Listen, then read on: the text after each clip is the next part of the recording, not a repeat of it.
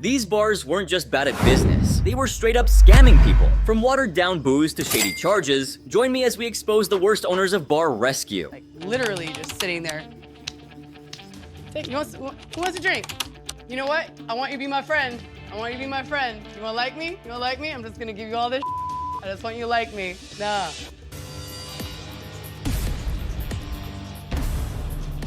It's covered in mold. This is absolutely disgusting. It's caked on. This San Francisco nightclub wasn't just a failing business, it was a full-blown scam.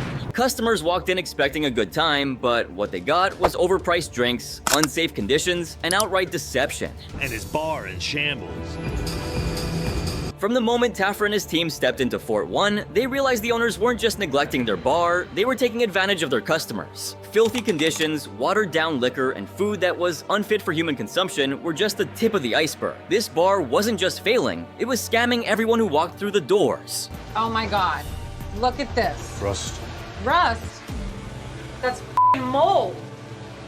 The kitchen, if you could even call it that, was a horror show. Mold, rotting food, and an unbearable stench made it clear that customers were paying for meals that should never have been served. Taffer's experts found food stored improperly, raw meat left out to spoil, and cross-contamination happening at an alarming rate. Customers were unknowingly being served expired ingredients, and the owners didn't seem to care. Oh my God, no, no, no, no, no.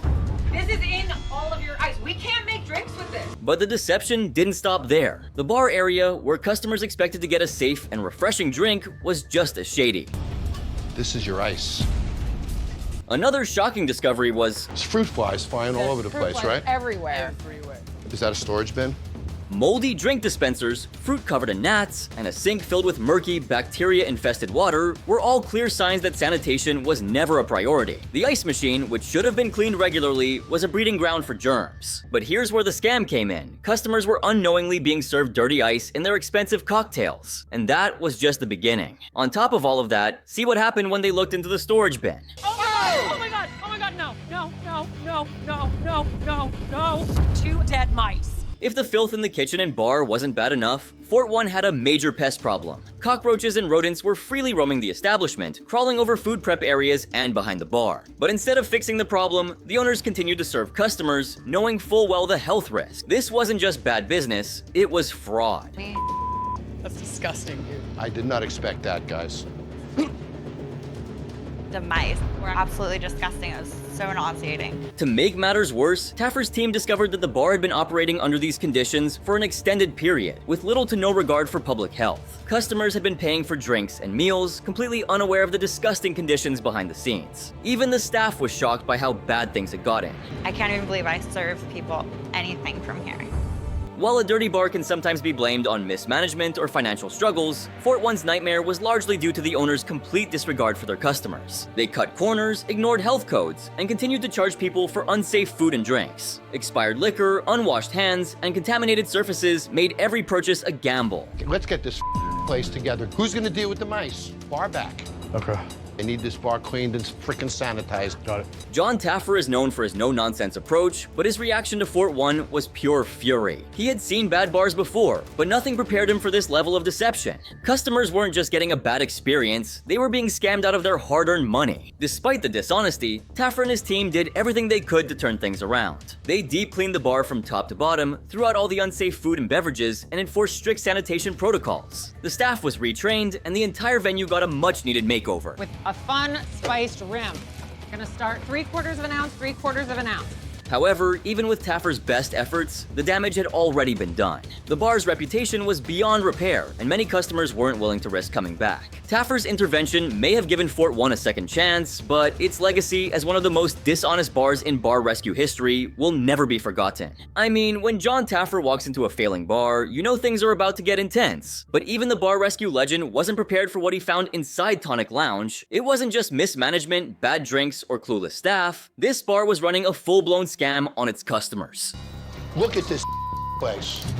There are bugs everywhere. What Taffer uncovered here wasn't just disgusting, it was downright fraudulent. Tonic Lounge wasn't just a dirty bar, it was a place where customers were deceived at every turn. But just how bad was it? Brace yourself, because it only gets worse from here. I seen bugs or two in kitchens, brother. You got bugs underneath. You got colonies of bugs underneath. At first glance, Tonic Lounge already looked like a bar on life support. The floors were sticky, the walls grimy, and the overall atmosphere screamed neglect. But the deeper Taffer and his team dug, the more horrifying the discoveries became. Expired alcohol being passed off as premium liquor, overpriced drinks watered down to maximize profits, and worst of all, customers were served food that was nowhere near safe to eat. You got bugs everywhere, bro. Bugs. By the tools that you use to feed people. I didn't even notice them.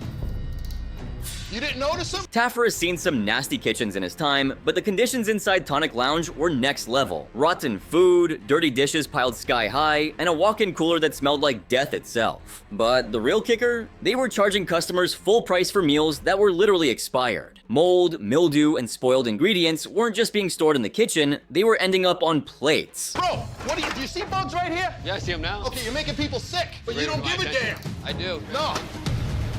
Taffer was livid. He's dealt with health violations before, but the sheer level of deception at Tonic Lounge was unlike anything he had seen. And just when you think it couldn't possibly get more infuriating, there was still one more horror waiting to be uncovered. Here, allow me. Let me scrape them all together. I see them. That's That pan is sitting over there with all of the utensils on it. For many bars, the bathrooms are an afterthought, but at Tonic Lounge, they were a complete nightmare. Filthy toilets, clogged sinks, and an overwhelming stench of neglect made it clear that nobody had cleaned them in ages. But here's the shocking part. Staff members were caught charging customers a bathroom fee just to use these unsanitary facilities. Taffer himself struggled to stomach the conditions, and if customers had known what lurked beyond the bar area, they probably would have run for the exits. You understand how pissed I am that you would serve this food to people? I'm honestly appalled. Do you understand how irresponsible that is, Rod? At this point, Taffer had seen enough. The owner's lack of care, the disgusting conditions, and the blatant scams they were pulling on customers pushed him over the edge. He exploded in one of his signature rants, tearing into the staff and demanding accountability. But was there any hope for this place? Before that, see this. What do you see? John, besides all the clutter back here, what pisses me off the most, can you do me a favor Take a good look at this now. and look into these bottles for me and tell me that you're serving your guest bugs? What? They're floating around, we can get a flashlight. This is absolutely disgusting and completely unacceptable in every possible way. You're not lying. No, I'm not lying, that's ridiculous. John Taffer completely lost his cool in this moment, unleashing his full fury. It's bad, it's disgusting, and you don't even know it. One of the most infuriating parts of the Tonic Lounge rescue was the attitude of the owners. Instead of showing immediate concern for their dishonest business practices, they either downplayed the problems or acted defensively. Rather than taking responsibility, they made excuses, claiming they were too busy to clean or that the issues weren't as bad as Taffer was making them out to be. I don't know that much about the bar business. But you've been in it for 2 years. Taffer was stunned. As the night went on, it became increasingly clear that Tonic Lounge's problems weren't just about filth, they stemmed from leadership that was completely checked out and more interested in cutting corners than running a real business. Stop drinking, stop partying, and start doing something. Okay. Let's get out of here. With any other bar, this would be the moment where Taffer lays down the law, forces a deep clean, and gives the place a stunning transformation. But Tonic Lounge was different. The problems ran so deep that Taffer wasn't even sure if it was worth saving. But this next bar didn't just serve bad drinks, it straight up scammed its customers. One sip of beer sent a spy running to the washroom. And trust me, once you hear what went down at this place, you'll never look at bar hygiene the same way again. Oh my God, he threw up. In this episode, Taffer brought in professional health inspector Steve Blovet to uncover the horrifying truth about Fairways Golf and Grill, a bar in Murfreesboro that had been deceiving customers for who knows how long. Little did the owners know, their dirty little secrets were about to be exposed for the world to see. So I've had this place under surveillance for 3 days. The reason why I wanted you to come here is because I think this might be the worst kitchen I've ever seen. During the recon, Taffer's spies ordered the classic drinks that any decent bartender should know how to make. A simple test, right? Well, not at this place. Things were about to go downhill fast. I ordered a series of drinks. Every bartender should know how to make. And to really put the place to the test, they ordered every single item on the menu. It was a move that would push the kitchen to its limits and reveal just how well, or how horribly, this bar could handle the pressure. Spoiler alert, it didn't go well. We're gonna do 3 fairway burgers. and then one of everything else. It was a mountain of food. No wonder the chef started sweating at just the sight of the order. You could almost see the panic set in as he realized there was no easy way out of this challenge. Oh, man. This is ridiculous. But there was no turning back now. The chef had no choice but to start cooking, while Michelle, the bartender, took it as a challenge to make drinks as fast as she could. Confidence is great, except when it's completely misplaced. Standing behind the bar. She's handling through all of that. Could you pour me a darker beer? Absolutely. The problem? Expert mixologist Phil Wills wasn't getting what he ordered. The drinks were either wrong or barely there. And when you've got a pro testing your bar, that's the last mistake you want to make. We don't have another cake. Are you kidding You me? don't have another keg? Look, everything goes in frosted mud, and then with the overpowered. All he got was a few sad drops from the last keg available. He could tell something was off before even taking a sip, but since he was a spy, he drank it anyway. And that's when everything took a turn for the worse. First thing that hit my tongue was a very, very hard metallic taste. Oh, dude, that's bad. And just as he suspected, one sip was all it took. The beer was completely spoiled. But how bad could it be? Oh, let's just say it was way past its expiration date. Right when it hit the bottom of my stomach, I knew something was wrong. My stomach started curdling. Ideally, beer lasts about 3 months, but this one tasted like it had been sitting in that keg for over a year. Imagine ordering a cold, refreshing beer only to be served something that tasted like liquid rot. It starts to go bad after around 3 months. So I'm thinking the keg had to have been sitting there for at least a year. As he tried to process how disgustingly rotten the drink was, his stomach started twisting in knots. It was only a matter of time before he felt the full effect of drinking expired beer. And unfortunately for him, that time was coming a lot faster than he expected. Salsa. At this point, all Wills could do was hope the food would at least be better. But were the chefs about to make up for this scam with some decent meals? Oh, you wish? What actually happened in the kitchen will leave you speechless. This chef wasn't just careless, he was straight up unsanitary. If you have a weak stomach, you might want to look away now. There's no sanitation. There's no hand washing, there's no gloves being used, there's no separation from raw to cooked product. Just watch how he handled the food. First, he grabbed raw pork with his bare hands. Then, without even washing them, he went ahead and picked up a pizza from a tray to a plate. It was like he had never heard of food safety in his life. Clearly has raw product, raw pork, mind you. What raw food is he touching now? Sanitation? It was nowhere to be found. He cross-contaminated everything like it was his job. But just when you thought it couldn't get any worse, it did. And just when you thought it couldn't get any worse, he picked up a dirty bowl, one that looked like it hadn't been washed in ages, and threw it right on top of the food being cooked. Even Taffer couldn't hold back his disgust. At this point, you have to wonder how many customers had eaten food from this kitchen before tonight. The tea drop. Oh. But while all this was happening in the kitchen, Wills was dealing with an entirely different struggle. The moment the food arrived at the table, his body was already rejecting that one sip of beer. If just a single sip could do this, imagine what would happen if he actually ate the food. Any chance you can check on some food for me, just see how we're doing? I am. We're 29 minutes in. Okay. While Chef Duffy, unaware of the kitchen horrors, was ready to dig in, Will suddenly dashed to the bathroom. His body had officially had enough. Hey, Michelle, do you have a bathroom? Do we have a bathroom? Where's your bathroom? Right back there to the left. And this is why he ran. Just one sip of their beer was enough to send his stomach into full revolt. Now, imagine what would have happened if he actually ate that contaminated food. Could things get any worse? Well, hold on, because Taffer was about to unleash his wrath. I don't know. We took out the chips and salsa and stuff, and now he's throwing up. This bar wasn't just neglectful, it was straight up scamming customers with spoiled drinks and filthy food. They had broken multiple health code violations, and there was no escaping Taffer's wrath. Now, this next owner from Colorado reached out to Taffer claiming he was drowning in debt. But when Taffer showed up to help, he quickly realized the real problem wasn't just financial, it was deception. When Taffer got John Nichols' letter, he was touched. Nichols painted himself as a struggling veteran, even mentioning his service in Afghanistan and over 50 medevac rescues. But behind the scenes, customers were being overcharged and drinks were being watered down, and Taffer was taken aback. This is a guy who saved our lives of our guys who are putting their lives on the line. He's an absolute hero. But was he? The Brick House Bar and Grill in Colorado Springs wasn't just failing, it was a full-on scam in disguise. With over $300,000 in debt and just 6 months away from shutting down, Nichols was looking for a lifeline. He reached out to John Taffer, pouring his heart into a desperate letter that made his situation seem like an urgent cry for help. The letter said, "That incredibly powerful statement, isn't it? I am asking, no, I am begging for you to come help us turn this place around. And now I am asking for a rescue of our own. Determined to turn things around, Taffer stepped in, ready to rescue the bar. But what he found inside told a very different story. Instead of a struggling owner fighting to save his business, Nichols was partying like he didn't have a care in the world. Just take a look at what he was up to. John certainly has no problem partying out.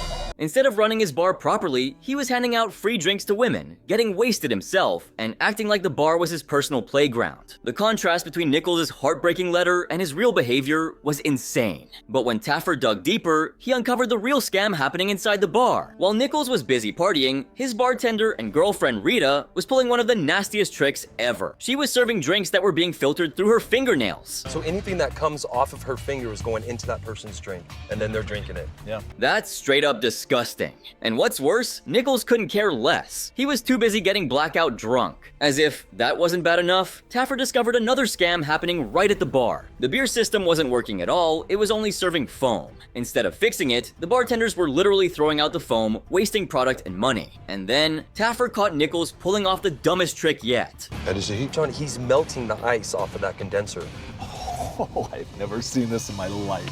He was using a blow dryer to try and fix the beer system. All that did was push moisture straight into the condenser coils, making the foam problem even worse. Even after all this, Nichols didn't stop scamming. He kept flirting with women and handing out free drinks right in front of his girlfriend Rita. She was so furious that she kicked him out of his own bar. But did Nichols care? Not at all. Instead, Rita started drinking too, drowning her anger in alcohol. Can I get a drink, please? Please, can I have a drink, somebody? At this point, Taffer had seen enough. He confronted Nichols, calling out his disgusting behavior and scams. It was crystal clear that Nichols didn't care about his bar, his employees, or his customers. But did he even deserve to be saved? Taffer was so fed up that he flat out told Nichols to keep drinking and destroy what was left of his business. Go ahead, have another one.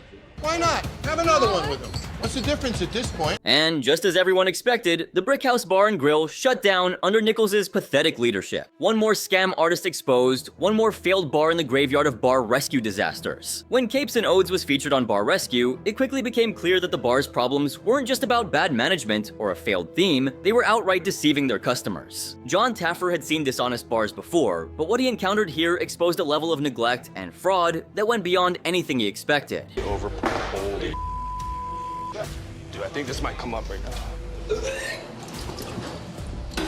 From watered-down liquor to falsely advertised cocktails, the drinks at Capes and Odes weren't just disappointing, they were a blatant rip-off. Customers thought they were getting top-shelf drinks, but in reality, they were being served cheap substitutes without even knowing it. So, what's the worst that could happen on a drink and drown night? Well, before we dive into the full extent of this scam, let's first break down what a drink and drown night actually is. $10 at the door, all you can drink, whatever you want. Can you believe this happened? It's absolutely unbelievable and completely crazy. The chaos started with the bartenders, and it was immediately clear that something was very wrong. It wasn't just about poor service, it was deliberate trickery. They overcharged customers, gave them the wrong drinks, and didn't even bother to measure properly.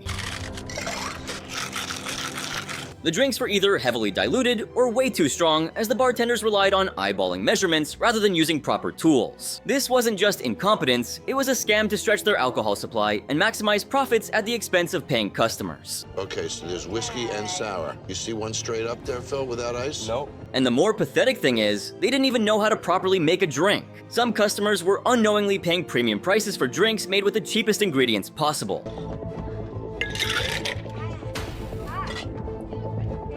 He's just straining it out. To make matters worse, cleanliness was non-existent. John Taffer, watching through hidden cameras, cringed as bartenders handled drinks with unwashed hands, reused dirty ice scoops, and served customers without any care for sanitation. There's something floating in there. The worst part? Customers had no idea they were being scammed. Those poor innocent souls, blissfully unaware of what was happening behind the bar. What the hell is that? Ooh, I don't know what that is. Black specks floated in the drinks. The bar was an unsanitary mess, and John's frustration grew with every passing moment. This wasn't just bad business, it was outright deception. And you have something in your drink, then there's some bacteria or bugs or something in this place. I want to find out what the hell it is. And as John Taffer searched the bar, you won't believe the shocking discovery he stumbled upon. This is where the ice is made, is in this little block right here. Holy.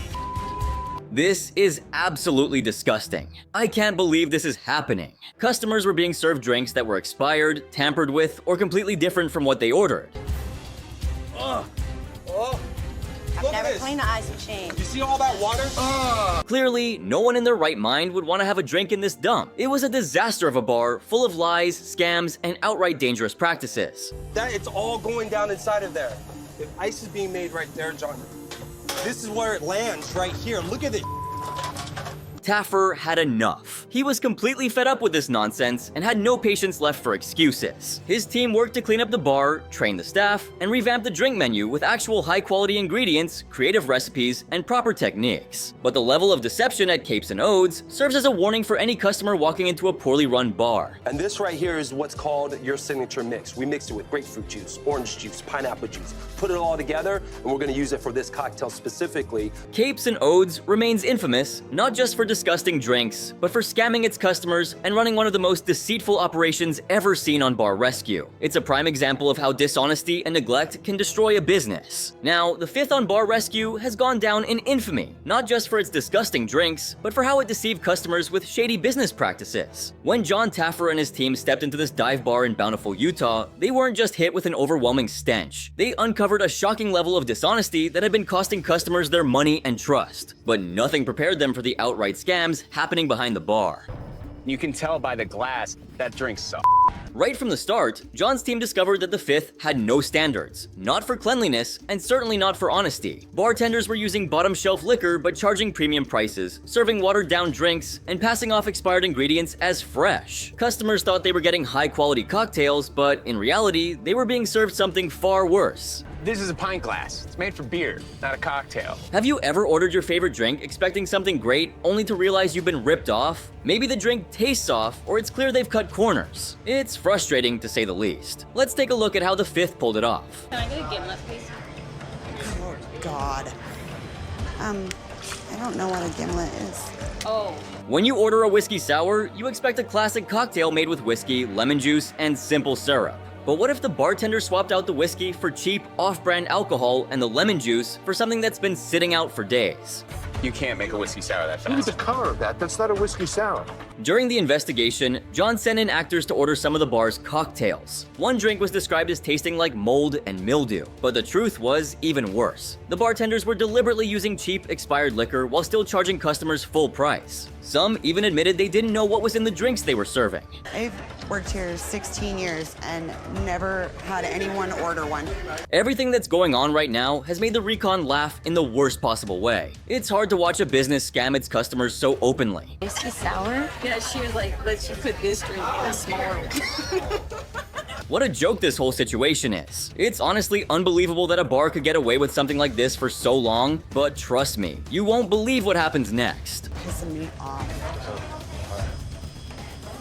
Ridiculous. Wow, can you believe it? The bartender just walked out. That's not something you see every day. But when your entire business is built on lies, it's only a matter of time before it all comes crashing down. Behind the bar, John uncovered horrifying practices. Sticky liquor bottles covered in grime, spoiled mixers left out for hours, and an ice machine filled with brown sludge. But the worst offense? Charging top dollar for drinks made with expired, low-quality ingredients. John, being John, was determined to fix the mess. He brought in expert mixologist Tommy Palmer to train the staff. But when John asked the bartender to make a drink, something unexpected happened. Would you mind maybe jumping back here and making it? Devin? Looks like this place is heading straight for disaster with that kind of attitude from the staff. With a combination of dishonesty, expired ingredients, and complete disregard for customers, the fifth stands as a prime example of a bar rescue scam bar. It's a cautionary tale for any bar owner who thinks they can fool their customers and get away with it. Eventually, the truth always comes out. John Taffer gave them a chance, but some people never learn. Now, would you step into any of these bars after the scam was exposed? And if you've had a bad experience at a bar before, don't forget to share it in the comments. While you do that, do me a big favor and drop a like, subscribe and turn on my post notifications. And hey, check out the next video right here. You won't believe how it ends. Did a great cook? No, I was voted best chef in Conejo Valley.